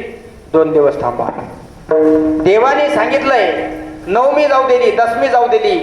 दशमीच्या दिवशी सगळे संत एकत्रित आले. प्रत्यक्ष पांडुरंगाने माऊलीला सांगितलंय, दशमीच्या दिवसापासून 2 दिवस नंतर समाधीचा दिवस ठरवला झाला. म्हणून आषाढ शुद्ध त्रयोदशीच्या दिवशी म्हणजे आजच्या दिवशी विश्व माऊली ज्ञानेश्वर महाराजांना पांडुरंगाच्या सांगण्यावरून, निवृत्तीनाथ महाराजांच्या सांगण्यावरून, स्वतः निवृत्तीनाथ महाराजांच्या हातानं संजीवन समाधी दिल्या जाते. म्हणून आज विश्वाच्या कान्याकोपऱ्यामध्ये विश्व माऊली ज्ञानेश्वर महाराजांचा हा संजीवन समाधी सोहळा अत्यंत थाटामाटाने साजरा केला जातो. म्हणून आपण आपल्या मौनी बाबा संस्थांमध्ये सर्व वारकरी मंडळीच्या सानिध्यामध्ये हा उत्सव साजरा केला. म्हणून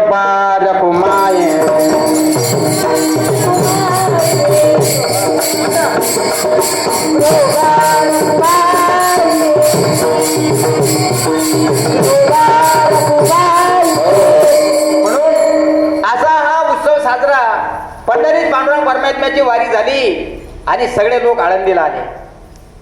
आळंदीला आले कारण देवानं तारीख ठरवली माऊलीच्या समाधीची. कोणाच्या हस्ते द्यावी याचं सुद्धा ठरवलं. जगाच्या पाठीवर 2 संजीवन समाधी आहेत.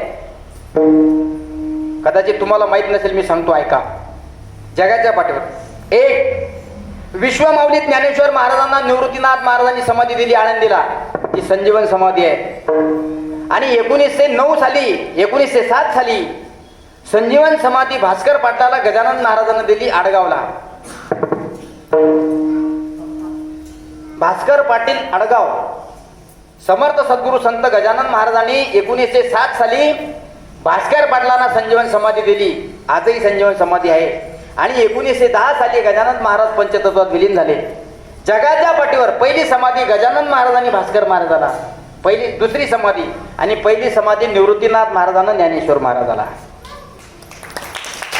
समाधीची तारीख ठरवली आली, समाधीची वेळ सुद्धा ठरवली आली.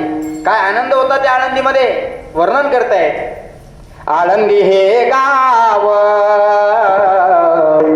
पुण्यभूमी ठाव, दैवताचे नाव सिद्धेश्वर, दैवताचे नाम सिद्धेश्वर. 84 सीतांचा सिद्ध भेटे मेळा. वर्णन करतायत. विमानांची दाटी पुष्पांचा वर्षाव, स्वर्गाहुनी देव करिता ती, स्वर्गाहुनी देव करिता ती. आजचा दिवस पाहण्याकरता स्वर्गातले देव सुद्धा पुष्पाचा वर्षाव करतात. विमानाची दाटी झालेली आहे. अल्ल्याळ पल्ल्याळ पताकांचे भार. त्या काळामध्ये लैनीची व्यवस्था नव्हती, लक्षात ठेवा. त्या काळात लैनीची व्यवस्था नव्हती, पण लैनीपेक्षा कमी प्रकाश पडला नव्हता. जसे लाईट लावल्यानंतर प्रकाश पडतो, त्या काळात प्रकाश व्यवस्था नव्हती लैनीची. पण मधामधून धोधो धावणारी इंद्रायणी, इंद्रायणीच्या पलीकडल्या काठावर दिव्यांचा प्रकाश पडला होता. इंद्रायणीच्या अलीकडच्या काठावर दिव्यांचा प्रकाश पडला होता. अल्ल्याल पल्ल्याल प्रकाशांचे ज्योत. काय वर्णन करतात संत नामदेव महाराजांनी हे सगळं लिहिलं. त्या काळात लैनीची व्यवस्था नसून सुद्धा आजूबाजूला चारी दिशेला प्रकाशच प्रकाश दिसत होता. कारण ज्ञानेश्वर महाराज संजीवन समाधी घेणार होते. सगळे संत आळंदीत आले होते, सगळे वारकरी आळंदीत गेले होते. समाधीची वेळ सुद्धा नियोजित झाली होती. म्हणून आता समाधी घेणार म्हणून त्रयोदशीच्या दिवशी फार मोठा भंडारा केला. आणि त्या भंडारामध्ये कोणता पदार्थ वापरला माहित आहे? मुंगाचं वरण आणि शाळूच्या भाकरी. मुंगाचं वरण शाळूच्या भाकरी. सगळे लोक तृप्त जेवले. सगळ्यांनी तृप्तीचा ढेकर दिला.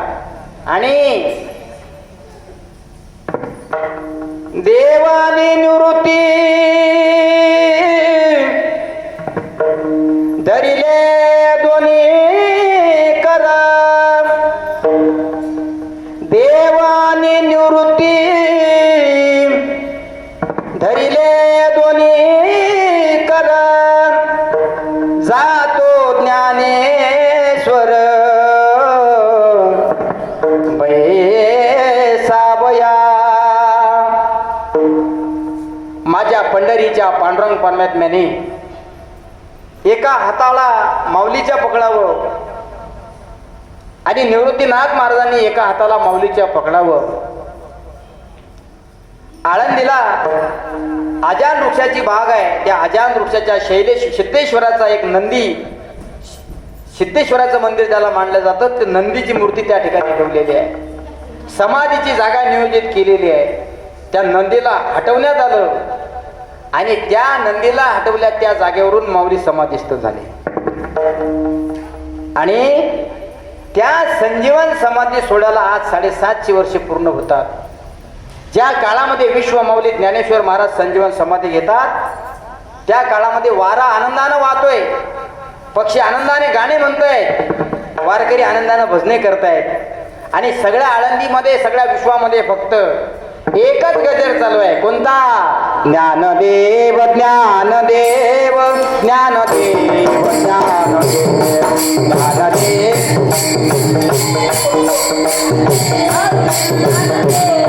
ज्ञानदेव ज्ञानदेव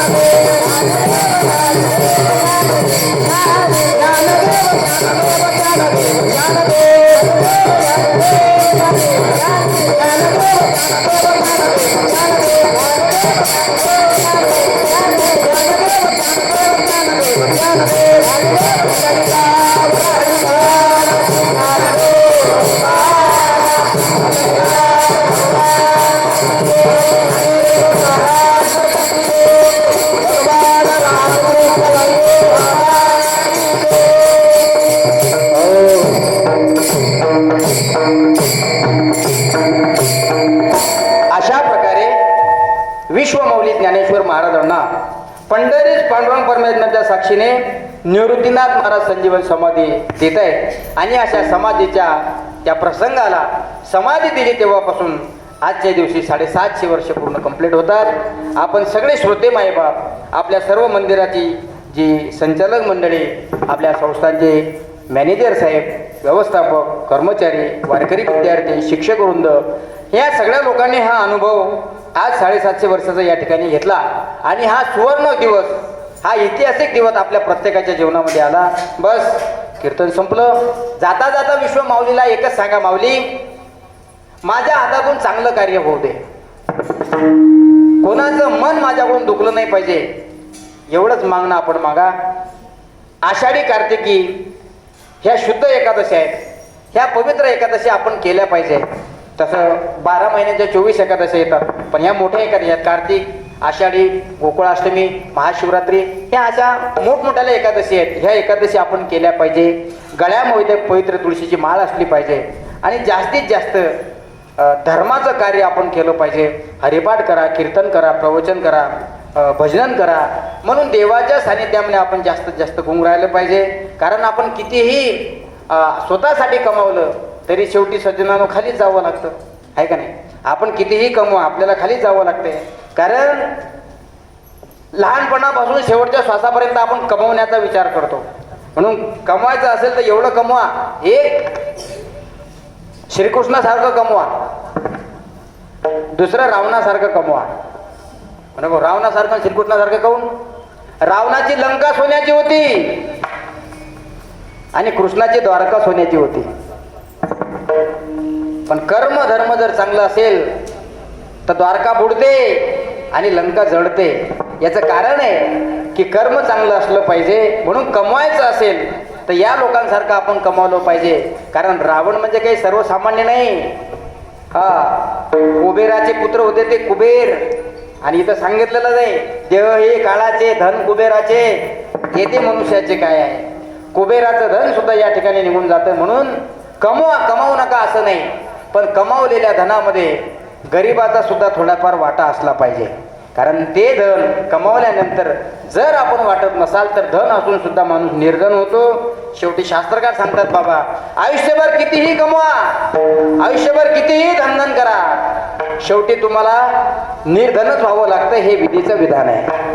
म्हणून चांगलं काम करा, परमार्थ करा, भगवत भक्ती करा. आपण आज मोहिनी बाबा संस्थांमध्ये आलात, जसं आज आपण या ठिकाणी कीर्तनाचा आनंद घेण्याकरता आला, तसा आता पुढे दत्त जयंतीचा उत्सव आहे, त्यानंतर जन्मोत्सव आहे. या जन्मोत्सवात, पौष पौर्णिमेच्या उत्सवात, पुण्यतिथीच्या उत्सवात आपण सगळं चिखलीतील महिला भजन मंडळांनी जास्तीत जास्त सहभागी झालं पाहिजे. काल आम्ही आणि देवांजी काही महिला मंडळीला भेटलो, त्यांना सांगितलं जास्तीत जास्त संख्येने या.